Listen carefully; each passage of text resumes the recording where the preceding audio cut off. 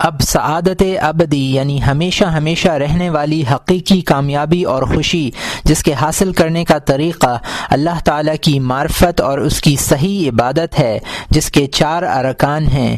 ان 4 ارکان کا تیسرا رکن مہلکات ہے، جس کی 5ویں اصل کا آغاز کرتے ہیں، جو کہ حب دنیا کے علاج کے بارے میں ہے۔ اصل پنجم، حب دنیا کا علاج، دنیا کی محبت تمام گناہوں کی اصل ہے۔ اے عزیز، معلوم ہونا چاہیے کہ بے وفا دنیا کی محبت تمام گناہوں کی جڑ ہے اور اس کی دوستی تمام مصیبتوں کی بنیاد ہے۔ اس سے زیادہ کون بدبخت ہوگا جو خدا کے دشمن، خدا کے دوستوں کی دشمن اور ان کے دشمنوں کی دشمن ہے۔ خدا کی دشمن تو اس طرح ہے کہ حب دنیا خدا کے بندوں کو اللہ کے راستے سے روکتی ہے، اور دوستان خدا کی دشمن اس طرح ہے کہ وہ اپنے آپ کو بنا سوار کے ان کے سامنے آتی ہے کہ وہ اس پر صبر کریں اور شربت تلخ نوش کریں اور اس کا دکھ برداشت کریں۔ اور دشمنان خدا کی دشمن اس طرح ہے کہ مکر و حیلے سے ان کو اپنی طرف مائل کرتی ہے، اور جب وہ اس پر فریفتہ ہو جاتے ہیں تو پھر ان سے دور ہو جاتی ہے اور ان کے دشمنوں سے جا ملتی ہے۔ یہ اس نابکار رنڈی کی طرح ہے کہ ایک فرد کو چھوڑ کر دوسرے فرد کے پاس جاتی ہے۔ انسان اس دنیا میں کبھی اس کے رنج میں، کبھی اس کے فراق میں اپنے آپ کو ہلاک کرتا ہے، اور آخرت میں اللہ کے عذاب اور اس کی نارضامندی کو دیکھتا ہے۔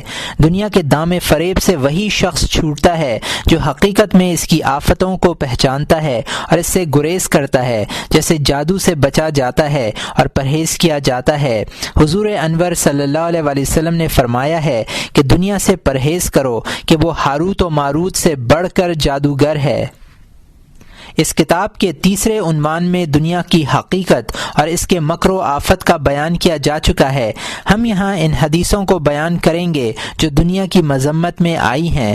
قرآن پاک کی آیات بھی اس باب میں بہت ہیں۔ قرآن مجید اور دوسری آسمانی کتابوں کے نزول اور رسولوں کی بعثت سے مقصود یہی ہے کہ بندوں کو دنیا سے الگ کر کے آخرت کی طرف بلائیں اور دنیا کی آفت اور حقیقت سے خلائق کو آگاہ کریں تاکہ لوگ اس سے حذر کریں۔ دنیا کی مذمت میں احادیث۔ ایک روز حضور سرور کونین صلی اللہ علیہ وسلم کا گزر ایک مردار بکری پر ہوا۔ آپ نے فرمایا، دیکھتے ہو یہ مردار کیسا ذلیل و خوار ہے، کوئی اس کو دیکھتا بھی نہیں۔ قسم ہے اس خدا کی جس کے دستے قدرت میں محمد صلی اللہ علیہ وسلم کی جان ہے کہ دنیا حق تعالی کے نزدیک اس مردار سے بھی زیادہ ذلیل ہے۔ اگر خداوند تعالی کے نزدیک اس کی حیثیت ایک پریشہ کے برابر بھی ہوتی تو کسی کافر کو وہ ایک گھونٹ پانی بھی نہیں دیتا۔ حضور اکرم صلی اللہ علیہ وسلم نے فرمایا ہے، دنیا ملعون ہے اور جو کچھ اس میں ہے وہ بھی ملعون ہے سوائے ان چیزوں کے جو خدا کے واسطے ہوں، اور ارشاد فرمایا ہے، دنیا کی محبت تمام گناہوں کی جڑ ہے۔ ایک اور ارشاد ہے، جو شخص دنیا کو دوست رکھتا ہے اس کی آخرت ضائع ہوئی، اور جو آخرت کو دوست رکھتا ہے اس کی دنیا خراب ہوتی ہے۔ بس تم ناپائیدار کو چھوڑ کر پائیدار کو اختیار کرو۔ حضرت زید بن ارقم رضی اللہ تعالیٰ عنہ فرماتے ہیں کہ ایک دن امیر المومنین حضرت ابو بکر رضی اللہ تعالیٰ عنہ کے پاس میں بیٹھا ہوا تھا۔ آپ کے پاس ایسا پانی لایا گیا جس میں شہد پڑا تھا۔ جب آپ اس کو اپنے منہ کے قریب لے گئے تاکہ پئیں، لیکن آپ نے اس کو نہیں پیا اور آپ رونے لگے۔ حاضرین بھی رونے لگے۔ کچھ دیر کے بعد آپ پھر روئے، اور کسی شخص کو یہ جرأت نہیں ہوئی کہ وہ آپ سے رونے کا سبب دریافت کرے۔ جب آپ نے آنکھوں سے آنسو صاف کیے تب حاضرین میں سے بعض اصحاب نے کہا کہ اے امیر المومنین، آپ کے رونے کا کیا سبب تھا؟ آپ نے فرمایا کہ ایک بار میں حضور اکرم صلی اللہ علیہ وسلم کے پاس بیٹھا ہوا تھا، میں نے دیکھا کہ آپ اپنے دست مبارک سے کسی چیز کو دفع فرما رہے ہیں اور کوئی چیز نظر نہیں آ رہی تھی۔ میں نے عرض کیا کہ یا رسول اللہ، یہ کیا چیز ہے جس کو آپ دست مبارک سے ہٹا رہے ہیں؟ آپ نے فرمایا، یہ دنیا ہے جو میرے پاس آنا چاہتی ہے، میں نے اس کو دفع کر دیا تھا اور وہ پھر آئی، اور کہا کہ اگر آپ نے مجھ کو چھوڑ دیا ہے تو کیا ہوا؟ آپ کے بعد ایسے لوگ آئیں گے کہ وہ مجھ کو نہیں چھوڑیں گے۔ حضرت ابو بکر صدیق رضی اللہ تعالیٰ عنہ فرمانے لگے کہ اس وقت مجھے خوف آیا کہ میں کہیں اس کے ہاتھ نہ پڑ جاؤں۔ حضور اکرم صلی اللہ علیہ وسلم ارشاد فرماتے ہیں کہ دنیا حق تعالی کے نزدیک تمام مخلوقات میں سب سے زیادہ ناپسندیدہ ہے، اور جب سے دنیا کو پیدا فرمایا ہے کبھی اس پر نظر نہیں کی ہے۔ حضور اکرم صلی اللہ علیہ وسلم کا ایک ارشاد ہے، دنیا خانہ بدوشوں کا گھر ہے اور مفلسوں کا مال ہے۔ دنیا وہ جمع کرے جس کو عقل نہ ہو، اور اس کی طلب میں کسی سے دشمنی وہ رکھے جو بے علم ہو، اور دنیا پر حسد وہ کرے جو فقہ سے بے خبر ہو، اور دنیا طلبی وہ شخص کرے جس کو یقین کا علم حاصل نہ ہوا ہو۔ ایک اور ارشاد گرامی ہے، جو کوئی صبح کو اٹھے اور اس کا مقصود زیادہ تر دنیا ہو تو وہ مردان الہی سے نہیں ہے، کیونکہ اس کا ٹھکانہ دوزخ ہے، اور یہ چار چیزیں ہمیشہ اس کے دل میں رہیں گی: ایسا غم جو کبھی دور نہ ہو سکے، ایسی مصروفیت جو کبھی ختم نہ ہو، اور ایسی مفلسی جو کبھی توانگری کا منہ نہ دیکھے، اور ایسی امید جس کو ہرگز ثبات نہ ہو۔ حضرت ابو بکر رضی اللہ تعالیٰ عنہ نے کہا کہ ایک روز حضور اکرم صلی اللہ علیہ وسلم نے مجھ سے فرمایا، تم چاہتے ہو کہ میں دنیا کا راز تم کو بتلا دوں؟ تب آپ میرا ہاتھ پکڑ کر مجھے ایک مرتبہ گھوڑی پر لے گئے جس پر لوگوں کے سروں، بکریوں کے سروں کی ہڈیاں پڑی تھیں اور غلاظت کے ڈھیر تھے۔ آپ نے ارشاد فرمایا، ابو ہریرہ، یہ سر جو تم دیکھ رہے ہو میرے اور تمہارے سروں کے مانند تھے، اور آج ان کی صرف ہڈیاں باقی ہیں، اور یہ ہڈیاں عنقریب گل کر مٹی ہو جائیں گی، اور یہ غلاظت و نجاست رنگ برنگ کے کھانے ہیں جو بڑی تگ و دو سے حاصل کیے گئے تھے۔ ان کا یہ انجام ہوا کہ سب لوگ ان سے کراہت کر رہے ہیں، اور کپڑوں کی دھجیاں ان شاندار کپڑوں کی ہیں جن کو ہوا اڑاتی تھی، اور یہ ہڈیاں ان چارپایوں کی ہے جن کی پشت پر سوار ہو کر لوگ دنیا کی سیر کرتے تھے۔ دنیا کی حقیقت بس یہی ہے، جو کوئی چاہتا ہے دنیا پر روئے اس کو رونے دو کہ رونے ہی کا مقام ہے۔ بس جتنے لوگ اس وقت موجود تھے رونے لگے۔ رسول اکرم صلی اللہ علیہ وسلم کا ایک اور ارشاد گرامی ہے کہ جب سے دنیا کو پیدا کیا گیا ہے آسمان اور زمین کے درمیان لٹکی ہوئی ہے، اور اللہ تعالیٰ نے اس پر نظر نہیں فرمائی ہے۔ قیامت میں وہ عرض کرے گی، الہی مجھے اپنے کسی کمترین بندے کے حوالے فرما دے۔ حق تعالیٰ ارشاد فرمائے گا، اے ناچیز خاموش ہو جا، جب میں نے یہ پسند نہیں کیا کہ تو دنیا میں کسی کی ملک ہو تو کیا آج میں اس بات کو پسند کروں گا؟ حضور اکرم صلی اللہ علیہ وسلم کا ایک اور ارشاد ہے، چند لوگ قیامت میں ایسے آئیں گے جن کے اعمال یہ تھے کہ پہاڑوں کے مانند ہوں گے، اور ان سب کو دوزخ میں ڈال دیا جائے گا۔ لوگوں نے عرض کیا، یا رسول اللہ صلی اللہ علیہ وسلم، کیا یہ لوگ نماز پڑھنے والے ہوں گے؟ حضور صلی اللہ علیہ وسلم نے فرمایا، ہاں، یہ نماز پڑھتے تھے، روزہ رکھتے تھے اور رات کو بیدار رہتے تھے، لیکن دنیا کے مال و متاع پر فریفتہ تھے۔ ایک روز رسول اکرم صلی اللہ علیہ وسلم کا شانہ نبوت سے باہر تشریف لائے اور صحابہ کرام سے خطاب فرمایا کہ تم میں سے ایسا کون ہے جو اندھا ہے اور حق تعالی اس کو بینا فرما دے۔ معلوم ہونا چاہیے کہ جو کوئی دنیا کی طرف رغبت کرے اور طول عمل سے کام لے، یعنی لمبی امیدیں رکھے، حق تعالی اس کے دل کو اسی کے بقدر اندھا کر دیتا ہے، اور جو کوئی دنیا میں زاہد ہو اور طول عمل سے کام نہ لے، حق تعالی اس کو علم عطا فرمائے گا بغیر اس کے کہ وہ کسی سے سیکھے، اور بغیر راہبر کے اس کی رہنمائی فرمائے گا۔ ایک دن رسول خدا صلی اللہ علیہ وسلم جب مسجد نبوی میں تشریف لائے تو حضرت ابو عبیدہ بن الجراح رضی اللہ تعالی عنہ نے بحرین سے جو مال بھیجا تھا انصار کو اس کی خبر ہو گئی۔ صبح کی نماز کے وقت ان حضرات کا ہجوم ہو گیا۔ جب حضور اکرم صلی اللہ علیہ وسلم نماز سے فارغ ہوئے تو سب لوگ آپ کے روبرو کھڑے رہے۔ حضور صلی اللہ علیہ وسلم نے تبسم فرمایا اور دریافت کیا کہ شاید تم نے سن لیا ہے کہ کچھ رقم آئی ہے۔ لوگوں نے عرض کیا، جی ہاں، ایسا ہی ہے۔ آپ نے فرمایا، تم کو بشارت ہو، تم کو آئندہ ایسے معاملات پیش آئیں گے جن سے تم کو مسرت اور خوشی ہو، اور میں تمہارے معاملے میں فقر اور تنگ دستی سے نہیں ڈرتا ہوں۔ مجھے اندیشہ اس بات کا ہے کہ تم کو بھی دنیا کا مال کثرت سے دیا جائے جس طرح تم سے پہلے لوگوں کو دیا گیا، اور تم اس پر اس طرح فخر کرنے لگو جس طرح تم سے پہلے لوگوں نے کیا تھا، اور تم اسی طرح ہلاک ہو جاؤ جیسے پہلے لوگ ہلاک ہوئے تھے۔ حضور اکرم صلی اللہ علیہ وسلم نے ارشاد فرمایا، دل کو کسی طرح بھی دنیا کی یاد سے نہ لگاؤ۔ غور کرو کہ حضور صلی اللہ علیہ وسلم نے دنیا کے ذکر سے بھی منع فرمایا ہے، اور اس کی جستجو اور محبت کا بھلا کیا ذکر۔ حضرت انس رضی اللہ تعالی عنہ کہتے ہیں کہ حضور اکرم صلی اللہ علیہ وسلم کے پاس ایک اونٹنی تھی جس کا نام انبا تھا۔ یہ تمام اونٹوں سے زیادہ تیز رفتار تھی۔ ایک دن ایک اعرابی ایک اونٹ لے کر آیا، دونوں کو دوڑایا گیا۔ اس اعرابی کا اونٹ انبا سے آگے نکل گیا۔ مسلمان بہت غمگین ہوئے۔ حضور صلی اللہ علیہ وسلم نے فرمایا، بے شک اللہ تعالی دنیا کی کسی چیز کو سرفرازی نہیں دیتا جو اس کو پست نہ کرے۔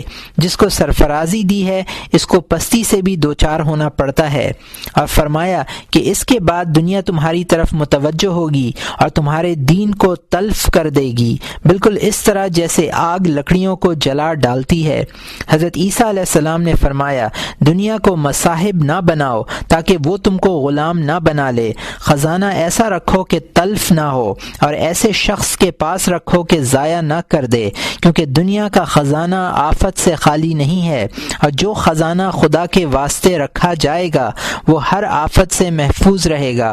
اور فرمایا ہے کہ دنیا اور آخرت ایک دوسرے کی ضد ہیں، جتنا اس کو کوئی شخص خوش کرے گا وہ ناخوش ہوگی۔ آپ نے اپنے حواریوں سے فرمایا کہ میں نے تمہارے سامنے دنیا کو خاک پر پھینک دیا ہے، اس کو تم پھر مت اٹھا لینا، کیونکہ دنیا کی ایک خباثت یہی بہت اور کافی ہے کہ حق تعالی کی اس میں معصیت ہوتی ہے۔ اس کی ایک خصلت یہ بھی ہے کہ انسان جب تک اس کو ترک نہ کرے اس وقت تک دولت آخرت کو حاصل نہیں کر سکتا، بس دنیا سے درگزر اور اس کی وفاداری میں مشغول نہ ہو۔ سب سے بڑی تقصیر، معلوم ہونا چاہیے کہ تمام تقصیروں میں سب سے بڑی تقصیر دنیا کی محبت اور شہوت پرستی ہے، اور اس کا ثمرہ غم ہے۔ آپ نے یہ بھی فرمایا ہے کہ جس طرح آگ اور پانی ایک جگہ جمع نہیں ہو سکتے، اسی طرح دنیا اور آخرت ایک دل میں جمع نہیں ہوں گے۔ حضرت عیسیٰ علیہ السلام سے لوگوں نے عرض کیا کہ اگر آپ ایک گھر رہنے کے لیے بنا لیں تو کیا حرج ہے؟ آپ نے جواب دیا کہ دوسروں کے پرانے گھر ہمارے لیے کافی ہیں۔ ایک دن برق باران کا طوفان آپ کے سر پر آ گیا، آپ بھاگنے لگے تاکہ کوئی پناہ کی جگہ مل جائے۔ آپ کو ایک جھونپڑی نظر آئی، آپ وہاں پہنچے، لیکن اس میں ایک عورت موجود تھی، لہٰذا آپ وہاں سے آگے بڑھ گئے۔ ہاں، ایک غار نظر آیا کہ آپ نے اس غار میں پناہ لینا چاہی، دیکھا کہ وہاں ایک شیر موجود ہے، آپ وہاں بھی پناہ نہ لے سکے اور بھاگے۔ تب آپ نے فرمایا، الہی، جس کو تو نے پیدا کیا ہے اس کو تو نے ایک آرام کی جگہ بھی عطا کی ہے، لیکن میرے لیے کوئی آرام گاہ نہیں ہے۔ آپ پر وحی نازل ہوئی کہ تمہارا ٹھکانہ میری رحمت کا گھر بہشت ہے، میں جس میں 100 حوریں ایسی تم کو عطا کروں گا جن کو میں نے اپنے دستے لطف و کرم سے پیدا کیا ہے، اور 4000 سال تک تمہاری شادی کا جشن برپا ہوگا جس کا ہر دن دنیا کی عمر کے برابر ہوگا۔ اور منادی کو میں حکم دوں گا کہ منادی کرے کہ دنیا کے زاہدو یہاں آؤ، تم سب عیسیٰ علیہ السلام کی شادی میں شرکت کرو، اور وہ سب تمہاری شادی میں شرکت کریں گے۔ ایک بار حضرت عیسیٰ علیہ السلام حواریوں کے ساتھ ایک شہر میں پہنچے۔ حواریوں نے وہاں کے تمام لوگوں کو مردہ پایا۔ آپ نے حواریوں سے فرمایا کہ اے دوستو، یہ سب کے سب خدا کے غضب سے ہلاک ہوئے ہیں، ورنہ یہ سب زمین کی تہ میں ہوتے۔ آپ کے حواریوں نے کہا کہ یہ معلوم کرنا چاہتے ہیں کہ ان پر خدا کا غضب کیوں نازل ہوا۔ جب یہ سب لوگ رات کو شہر میں مقیم ہوئے، حضرت عیسیٰ علیہ السلام ایک بلندی پر تشریف لے گئے اور پکار کر کہا، اے شہر والو، ان مردوں میں سے ایک نے جواب دیا، لبیک یا روح اللہ۔ آپ نے فرمایا، تمہارا کیا قصہ ہے؟ یہ عذاب کیوں نازل ہوا؟ اس نے جواب دیا کہ ہم رات کو آرام سے سو رہے تھے، لیکن صبح کے وقت ہم نے خود کو دوزخ میں پایا۔ آپ نے کہا کہ ایسا کیوں ہوا؟ اس نے کہا کہ اس لیے ہوا کہ ہم دنیا کو دوست رکھتے تھے اور اہل معصیت کے اطاعت گزار تھے۔ آپ نے فرمایا کہ تم دنیا کو کس طرح دوست رکھتے تھے؟ اس شخص نے کہا جس طرح بچہ ماں کو دوست رکھتا ہے، بالکل اسی طرح کہ جب وہ آتی ہے تو بے حد خوش ہوتا ہے اور جب چلی جاتی ہے تو غمگین ہوتا ہے۔ آپ نے فرمایا کہ دوسرے لوگ جواب کیوں نہیں دیتے؟ اس شخص نے کہا کہ ان میں سے ہر ایک کے منہ پر آگ کی لگام چڑھی ہے۔ آپ نے فرمایا کہ پھر تم کس طرح بول رہے ہو؟ اس نے جواب دیا کہ میں ان لوگوں میں موجود تو تھا لیکن میں ان کی معصیت میں شریک نہیں تھا۔ جب عذاب نازل ہوا تو میں بھی اس کی لپیٹ میں آ گیا اور اب دوزخ کے کنارے پر کھڑا ہوں اور یہ نہیں جانتا کہ رہائی ملے گی یا دوزخ میں ڈالا جاؤں گا۔ تب حضرت عیسیٰ علیہ السلام نے فرمایا اے حواریو، جو کی روٹی نمک سے کھانا، موٹا کپڑا پہننا اور گھوڑی پر پڑ کر سو رہنا دین و دنیا کی عافیت کے ساتھ اس سے کہیں بہتر ہے۔ اے لوگو، تھوڑی دنیا پر قناعت کرو دین کی سلامتی کے ساتھ، جس طرح ان لوگوں نے دنیا کی سلامتی کے ساتھ تھوڑے دین پر قناعت کی، تم اس کے برعکس کرو۔ اور فرمایا کہ کمینے لوگ جو ثواب کی خاطر دنیا طلبی کرتے ہیں، اگر یہ دنیا کو ترک کر دیں تو زیادہ ثواب پائیں گے۔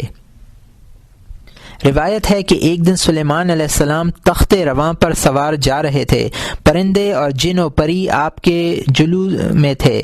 اتفاقاً بنی اسرائیل کے ایک عابد کے پاس سے آپ کا گزر ہوا۔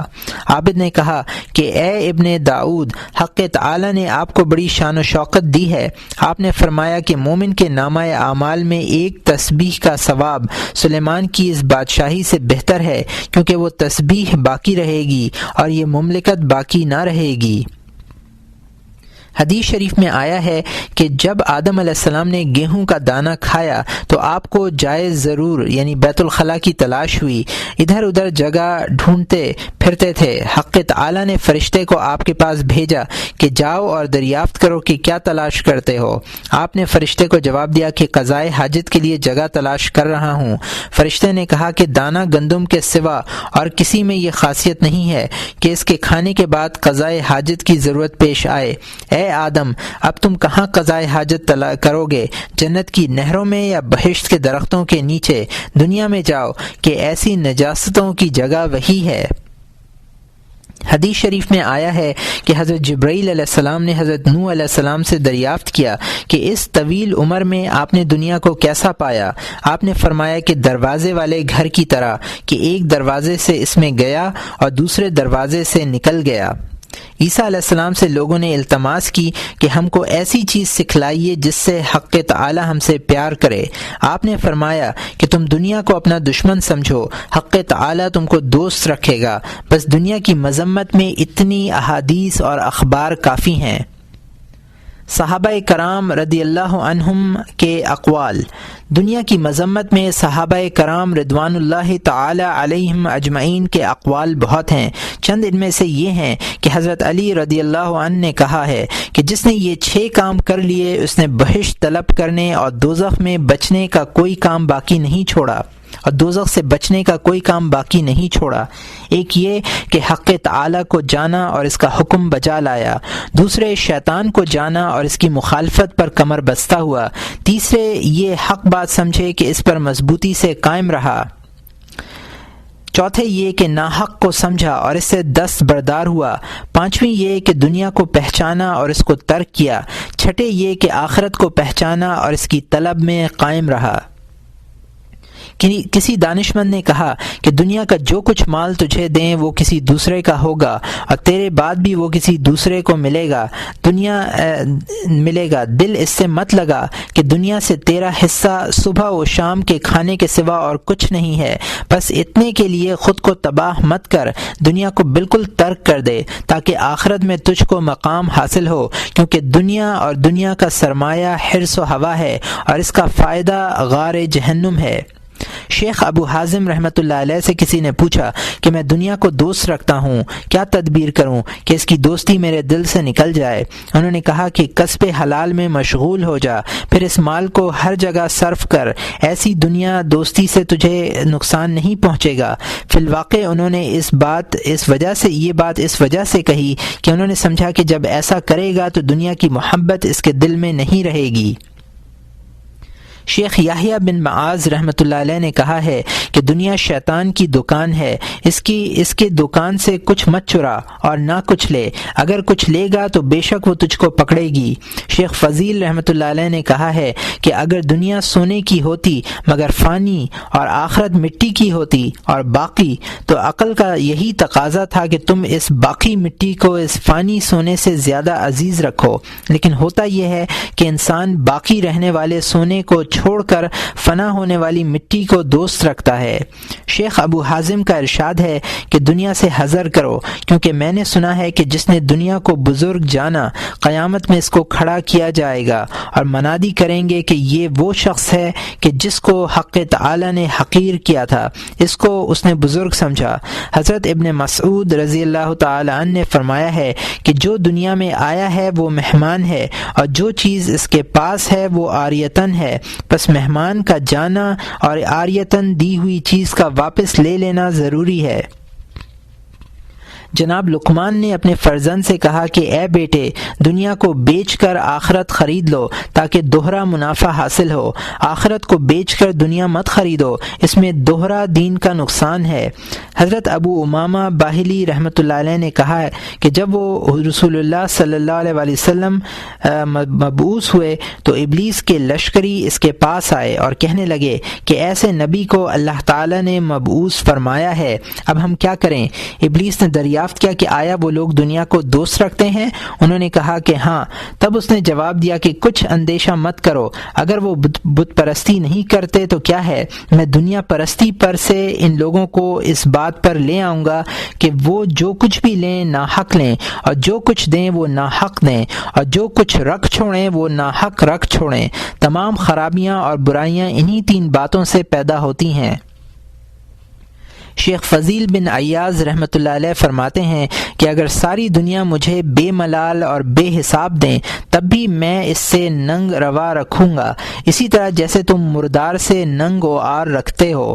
حضرت ابو عبیدہ رضی اللہ تعالی عنہ شام کے عامل تھے۔ جب حضرت عمر رضی اللہ تعالی عنہ وہاں تشریف لے گئے تو ان کے مکان میں کچھ ساز و سامان نہ تھا، ایک ڈھال، ایک تلوار اور ایک کجاوا موجود تھا۔ تب حضرت عمر رضی اللہ تعالی عنہ نے ان سے کہا کہ اگر آپ نے گھر میں مال کی کوٹری بھی نہ بنوا لی۔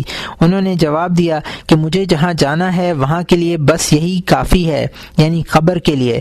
حضرت حسن بصری رحمۃ اللہ علیہ نے حضرت عمر بن عبدالعزیز رحمۃ اللہ علیہ کو خط لکھا کہ اب وہ روز آیا، سمجھیے کہ باس پسیں جس کی اجل آنی تھی وہ مر گیا، یعنی قیامت۔ انہوں نے جواب میں لکھا کہ تم وہ دن آیا سمجھ کہ کبھی دنیا ہرگز موجود نہیں ہے اور آخرت لدام ہے۔ کسی صحابی کا ارشاد ہے کہ جو شخص جانتا ہے کہ موت برحق ہے، اس کا مسرور و شادماں ہونا بڑے تعجب کی بات ہے، اور جو شخص چاہتا ہے کہ تقدیر حق ہے اور روزی کی فکر میں اس کا دل مشغول رہے، عجیب بات ہے۔ حضرت داؤد طائی رحمۃ اللہ علیہ فرماتے ہیں کہ انسان توبہ اور طاعت کو ہر روز پیچھے ڈال دیتا ہے اور راست گوئی کو بیکار کر دیتا ہے، یہاں تک کہ اس کا فائدہ دوسرے کو حاصل ہوتا ہے۔ شیخ ابو حازم رحمۃ اللہ علیہ فرماتے ہیں کہ دنیا میں کوئی چیز ایسی نہیں ہے جس پر تو شاد ہو، اور نہ اس کے پاس کوئی ایسی چیز ہے جس سے تو غمگین ہو۔ غم کے بغیر دنیا میں خوشی نہیں ہے۔ حضرت حسن بصری رحمۃ اللہ علیہ نے کہا کہ موت کے وقت آدمی کے دل میں یہ 3 حسرتیں رہتی ہیں، ایک یہ کہ جو جمع کیا تھا اس سے سیر نہ ہوا، اور دل کی جو آرزو تھی وہ حاصل نہیں ہوئی، اور آخرت کا کام جیسا کرنا چاہیے تھا ویسا نہیں کیا۔ جناب محمد ابن المقندر رحمۃ اللہ علیہ کہتے ہیں کہ اگر کوئی شخص تمام عمر دن کے روزے رکھے اور رات کو نماز پڑھے، حج اور جہاد کرے اور تمام محرمات سے بچے، لیکن دنیا اس کے پاس بہت زیادہ ہو، تو قیامت میں اس کی نسبت کہا جائے گا کہ یہ وہ شخص ہے جو حق تعالی کی حقیر کی ہوئی چیز کو دنیا میں بزرگ و عظیم سمجھتا تھا۔ بس اے عزیز، ایسے شخص کا بھی کیا حال ہوگا، اور ہم میں سے کون ایسا ہے جو اس کا مصداق نہ ہو؟ ہم بہت گناہگار ہیں اور فرائض کی بجا آوری میں تقصیر کرتے ہیں، اور علماء نے فرمایا ہے کہ دنیا ویران گھر ہے، اور اس سے زیادہ ویران اس شخص کا دل ہے جو دنیا طلبی کرتا ہے۔ جنت ایک آباد گھر ہے، اور اس سے زیادہ آباد اس شخص کا دل ہے جو جنت کی طلب کرتا ہے اور اس کو ڈھونڈتا ہے۔ شیخ ابراہیم ادہم رحمۃ اللہ علیہ نے کسی سے پوچھا کہ خواب میں تم کو 1 درہم ملے وہ اچھا ہے یا بیداری میں ملنا اچھا ہے؟ اور وہ بولے کہ اگر بیداری میں ملے تو زیادہ اچھا ہے اور مجھے پسند ہے۔ شیخ یحییٰ بن معاذ رحمۃ اللہ علیہ نے کہا ہے کہ عاقل وہ ہے شیخ یحییٰ بن معاذ رازی رحمۃ اللہ علیہ نے کہا ہے کہ عاقل وہ ہے جو یہ 3 کام کرے: دنیا کو ترک کرے قبل اس کے کہ دنیا اس کو چھوڑے، اور وہ قبر کو آباد کرے قبر میں جانے سے پہلے، اور حق تعالی کے دیدار سے پہلے اس کو خوشنود اور راضی کرے۔ ان کا ہی یہ قول ہے کہ دنیا کی شامت اتنی ہے کہ اس کا شوق آدمی کو حق تعالی سے روگداں کر دیتا ہے، اور اگر اس کو یہ مل جائے تو پھر وہ کیا کچھ نہ کرے۔ شیخ بکر بن عبداللہ فرماتے ہیں کہ جو کوئی چاہتا ہے کہ دنیا میں خود کو دنیا سے بے نیاز بنا دے تو وہ اس شخص کی مانند ہوگا جو آگ بجھانا چاہتا ہے لیکن سوکھی لکڑیاں آگ میں ڈالتا جاتا ہے۔ حضرت علی رضی اللہ تعالی عنہ نے فرمایا ہے، دنیا 6 چیزوں سے عبارت ہے: کھانا، پینا، پہننا، سونگنا، سواری اور نکاح، اور سب معقولات میں بہترین چیز شہد ہے، اور وہ مکھی کا لعاب ہے، اور سب سے اچھا کپڑا حریر ہے، اور وہ کیڑوں سے پیدا ہوتا ہے۔ سونگنے کی چیز میں سب سے بہتر مشک ہے تو وہ ہرن کا خون ہے، اور پینے کی سب چیزوں میں پانی بہتر ہے، لیکن دنیا کے تمام لوگ اس سے نفع اندوزی میں برابر ہیں۔ سواریوں میں سب سے بہتر گھوڑا ہے، لوگ اس کی پیٹھ پر بیٹھ کر دوسروں کو قتل کرتے ہیں، اور سب شہوتوں میں عظیم تر عورت سے محبت کرنا ہے، اور وہ یہ ہے کہ ایک پیشاب دان دوسرے پیشاب دان میں پہنچتا ہے، اور بس۔ اور جو عورت نیک ہے اس کو اپنے بدن سے سنوارتی ہے، اور تو اس سے جو بدتر ہے چاہتا ہے۔ حضرت عمر بن عبدالعزیز نے کہا ہے کہ اے لوگو، تم ایک کام کے واسطے پیدا کیے گئے ہو، اگر اس پر ایمان نہ لائیں تو کافر ہو جائیں، اور اگر ایمان لائیں تو پھر اس کو آسان سمجھتے ہو، لیکن تم احمق اور نادان ہو کہ ہمیشہ رہنے کے واسطے تم کو پیدا کیا ہے لیکن ایک گھر سے نکال کر دوسرے گھر میں لے جائیں گے۔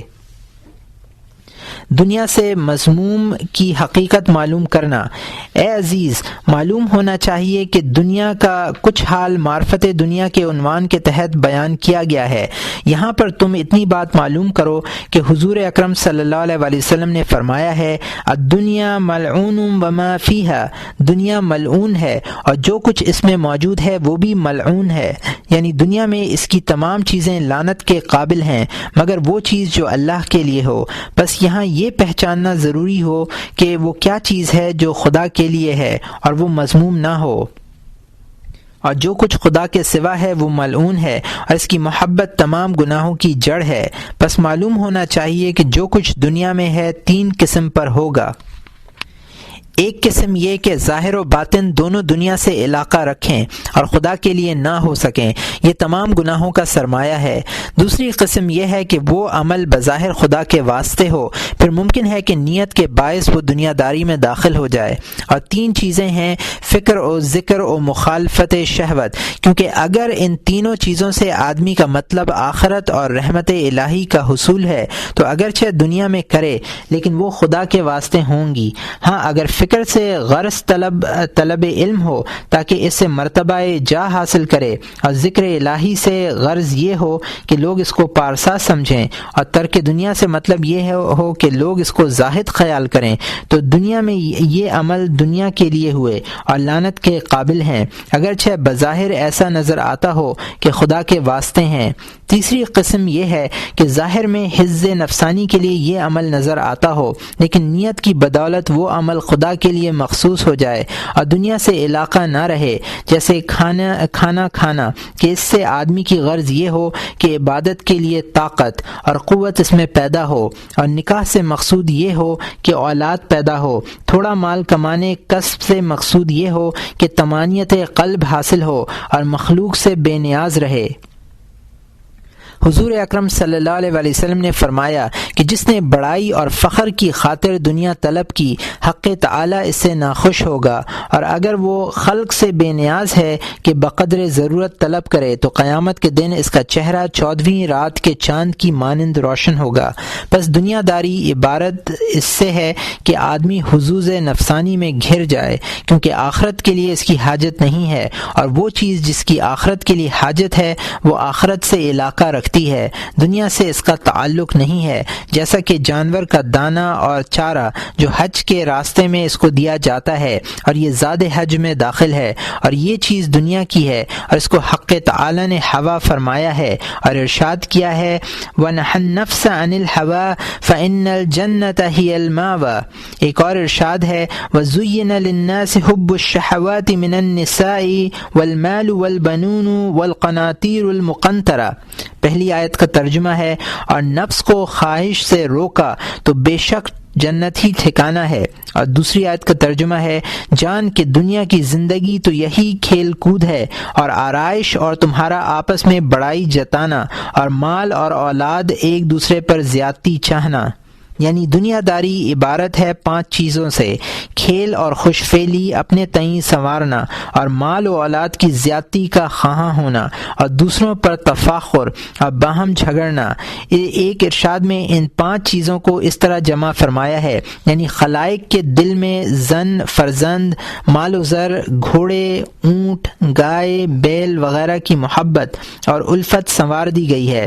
ذالک متاع الحیات الدنیا، یعنی دنیا کی زندگانی کی پونجی بس یہی ہے۔ بس معلوم ہونا چاہیے کہ ان تمام چیزوں میں سے ہر وہ چیز جو کار آخرت کے لیے ہے وہ زاد آخرت میں داخل ہے، اور جو ناز و نعم اور قدر حیات سے زیادہ ہے وہ آخرت کے لیے نہیں ہے، یعنی بقدر ضرورت ان چیزوں کا ہونا آخرت کے لیے ہے، اور اس سے زیادہ چونکہ ضرورت سے زیادہ ہے اس لیے وہ آخرت کے متعلق نہیں ہو سکتی۔ دنیا کے درجے معلوم ہونا چاہیے کہ دنیا کے 3 درجے ہیں۔ ایک کھانے، کپڑے، مکان وغیرہ سے بقدر ضرورت کا ہے، دوسرا درجہ مقدار حاجت کا، تیسرا درجہ مقدار زینت کا اور شان و شوکت کا جس کی کوئی انتہا نہیں ہے۔ درجہ حاجت اور بقدر ضرورت پر ہی بس کرنا خطرے سے خالی نہیں ہے، کیونکہ حاجت کے دوزخ کے 2 رخ اور 2 پہلو ہیں، ایک تو ضرورت سے وابستہ ہے اور دوسرا پہلو اور رخ ناز و نعمت سے متصل ہے، اور ان دونوں کے درمیان جو درجہ اعتدال ہے اس کا پہچاننا بہت دشوار ہے۔ ہو سکتا ہے کہ آدمی اس زیادتی اور فراوانی کو جس کی اس کو حاجت نہیں ہے اپنی حاجت ہی سمجھ بیٹھے اور مواخذے میں گرفتار ہو۔ اس واسطے بزرگان دین نے قدر ضرورت پر اکتفا کی ہے، اور اس باب میں لوگوں کے پیشوا اور امام حضرت اویس قرنی ہیں۔ حضرت اویس قرنی رحمۃ اللہ علیہ دنیا سے اس طرح دستبردار ہو گئے تھے کہ لوگ ان کو دیوانہ سمجھنے لگے تھے۔ کبھی 2 سال تک ان کی صورت نظر ہی نہیں آتی تھی۔ کبھی ایسا ہوتا تھا کہ الگ صبح اذان کے وقت باہر چلے جاتے اور عشاء کی نماز کے بعد پلٹ کر آتے، کھجور کی گٹھلیاں جو راستے میں پڑی ہوئی مل جاتی ان کو کھا کر گزارا کر لیتے، اور کبھی کبھار خرمے مل جاتے تو ان کی گٹھلیاں خیرات کر دیتے، یا ان سے اتنے خرمے مول لیتے کہ روزہ کھولنے کے وقت کام آ جائیں۔ گھوڑے پر جو چیتھڑے پڑے ہوئے مل جاتے ان کو پہنتے۔ بچے دیوانہ سمجھ کر ان کو پتھروں سے مارتے تو ان سے فرماتے چھوٹے چھوٹے پتھروں سے مجھے مارو تاکہ میری طہارت اور نماز میں خلل نہ پڑے۔ یہی وہ شرف تھا کہ باوجود یہ کہ حضور اکرم صلی اللہ علیہ وسلم نے آپ کو کبھی نہیں دیکھا تھا لیکن آپ کی بہت تعریف کی، اور حضرت عمر رضی اللہ تعالی عنہ کو آپ کے بارے میں وصیت کی تھی۔ حضرت عمر رضی اللہ تعالیٰ عنہ اپنی خلافت کے زمانے میں ایک روز ممبر پر تشریف فرما تھے۔ آپ نے حاضرین پر نظر ڈالی، دیکھا کہ اہالیان عراق بھی موجود ہیں۔ بس آپ نے فرمایا کہ حاضرین میں جو لوگ عراقی ہیں وہ اٹھ کھڑے ہوں۔ چنانچہ جتنے عراقی تھے وہ اٹھ کر کھڑے ہو گئے۔ تب آپ نے فرمایا کہ صرف اہالیان کوفہ کھڑے رہیں، باقی لوگ بیٹھ جائیں۔ جو لوگ کوفہ سے تعلق نہیں رکھتے تھے وہ بیٹھ گئے، کوفی حضرات کھڑے رہے۔ آپ نے فرمایا جو قریہ قرن کے رہنے والے ہوں وہ کھڑے رہیں، باقی لوگ بیٹھ جائیں۔ سب لوگ بیٹھ گئے، صرف ایک شخص کھڑا رہا، یعنی اس کا تعلق قرن سے تھا۔ آپ نے اس سے فرمایا کہ کیا تم قرنی ہو؟ اس نے کہا جی ہاں، میں قرن کا رہنے والا ہوں۔ آپ نے اس شخص سے کہا کہ تم اویس قرنی کو جانتے ہو؟ اس نے کہا جی ہاں، میں اسے جانتا ہوں، مگر وہ اس مرتبے کا شخص تو نہیں ہے کہ آپ اس کا حال دریافت کریں۔ قرن والوں میں تو وہ احمق، دیوانہ، محتاج اور بہت ہی ادنا درجے کا شخص ہے۔ یہ سن کر حضرت عمر رضی اللہ تعالیٰ عنہ رو دیے اور فرمایا کہ میں ان کا حال اس لیے دریافت کر رہا ہوں کہ میں نے حضرت رسول اکرم صلی اللہ علیہ وسلم سے سنا ہے کہ اس ایک بندے کی سفارش اور شفاعت سے قبیلہ ربیعہ اور مضر کے لوگوں کی تعداد کے برابر خدا کے بندے بہشت میں جائیں گے۔ ان دونوں قبیلوں کے لوگ بے حساب اور کثیر تعداد تھے۔ حضرت اویس قرنی رحمۃ اللہ علیہ، جناب حرم ابن حبان رضی اللہ تعالیٰ عنہ کہتے ہیں کہ میں حضرت عمر رضی اللہ تعالیٰ عنہ کے زبان مبارک سے یہ سن کر کوفے کو روانہ ہو گیا اور وہاں پہنچ کر حضرت اویس قرنی رحمۃ اللہ علیہ کو تلاش کرنے لگا۔ آخر کار تلاش کرتے کرتے میں نے ان کو دریائے فرات کے کنارے پا لیا۔ دیکھا کہ وہ وضو کرتے اور کپڑے دھوتے تھے۔ آپ نے جو اوصاف سنے تھے ان کی بنیاد پر ان کو پہچان لیا۔ میں نے ان کو سلام کیا، انہوں نے میرے سلام کا جواب دیا اور مجھے غور سے دیکھنے لگے۔ میں نے چاہا کہ میں ان کا ہاتھ اپنے ہاتھ میں لوں، لیکن انہوں نے میرے ہاتھ میں ہاتھ نہیں دیا اور فرمایا خدا تمہیں سلامت رکھے اے حرم ابن حبان، میرے بھائی تمہارا حال کیسا ہے اور میرا پتہ تم کو کس نے دیا؟ میں نے ان سے کہا کہ آپ یہ بتائیں کہ میرا اور میرے باپ کا نام آپ کو کس نے بتایا ہے؟ اس سے پہلے آپ نے مجھے کبھی نہیں دیکھا۔ پھر آپ نے مجھے کس طرح پہچان لیا؟ انہوں نے فرمایا تمہاری خبر مجھے حق تعالی نے پہنچائی اور میری روح نے تمہاری روح کو پہچان لیا کہ مومن کی روح دوسرے مومن کی روح سے واقف اور خبردار ہوتی ہے، اگرچہ ایک دوسرے کو نہ دیکھا ہو، اس کے باوجود وہ ایک دوسرے سے آگاہ اور باخبر ہوتے ہیں۔ اس کے بعد میں نے ان سے کہا کہ آپ رسول اکرم صلی اللہ علیہ وسلم کی کوئی حدیث مجھے سنائیے تاکہ میں اسے یاد رکھوں۔ انہوں نے فرمایا کہ رسول اللہ صلی اللہ علیہ وسلم پر میرا جسم اور میری جان قربان، مجھے آپ صلی اللہ علیہ وسلم سے شرف ملاقات حاصل نہیں ہوا ہے، یعنی میں نے حضور اکرم صلی اللہ علیہ وسلم کی زیارت نہیں کی ہے، لیکن میں نے دوسروں سے آپ صلی اللہ علیہ وسلم کی احادیث سنی ہیں، لیکن مجھے یہ منظور نہیں کہ میں ان احادیث کی روایت کروں اور محدث، مفتی اور واعظ بن جاؤں، بس میرا شغل میرے لیے کافی ہے۔ میں نے کہا قرآن پاک کی ایک آیت ہی پڑھ دیجئے تاکہ آپ کی زبان مبارک سے سن لوں، اور آپ میرے حق میں دعائے خیر کیجئے اور مجھے ایک نصیحت کیجئے تاکہ اس پر عمل کروں کہ میں محض اللہ تعالیٰ کے لیے آپ سے محبت رکھتا ہوں۔ اس وقت انہوں نے دریائے فرات کے کنارے میرا ہاتھ پکڑا اور فرمایا اعوذ باللہ من الشیطان الرجیم، اور تعوذ پڑھتے ہی رونے لگے اور پھر فرمایا کہ اللہ تعالیٰ نے فرمایا ہے اور اس کا ارشاد بالکل حق اور سچ ہے، یہ کہہ کر وما خلقنا السماوات والارض وما بینہما الا بالحق، اور وما خلقنا السماء والارض وما بینہما لاعبین تک پڑھا۔ اس کے بعد ایک نعرہ بلند کیا، میں سمجھا کہ بے ہوش ہو گئے، لیکن ایسا نہیں ہوا، اور مجھ سے کہا کہ اے ابن حبان سنو، تمہارے والد کا انتقال ہو چکا ہے اور تم کو بھی مرنا ہے، بہشت میں جاؤ گے یا جہنم میں۔ حضرت آدم، حضرت نوح، حضرت ابراہیم خلیل اللہ، موسیٰ کلیم اللہ، داؤد خلیفۃ اللہ اور محمد رسول اللہ صلوات اللہ علیہم نے انتقال فرمایا۔ اور خلیفہ رسول اللہ حضرت ابو بکر رضی اللہ تعالیٰ عنہ کا انتقال ہوا، اور حضرت عمر رضی اللہ تعالیٰ عنہ جو میرے محب اور بھائی تھے ان کا بھی انتقال ہو گیا۔ یہ سن کر میں نے کہا کہ آپ پر خدا کی رحمت ہو، حضرت عمر رضی اللہ تعالیٰ عنہ تو حیات ہیں۔ انہوں نے کہا مجھے یہ حق تعالیٰ کے الہام کے ذریعے سے معلوم ہوا ہے کہ حضرت عمر رضی اللہ تعالیٰ عنہ کا انتقال ہو گیا، اور پھر فرمایا کہ میں اور تم بھی مردوں میں داخل ہیں۔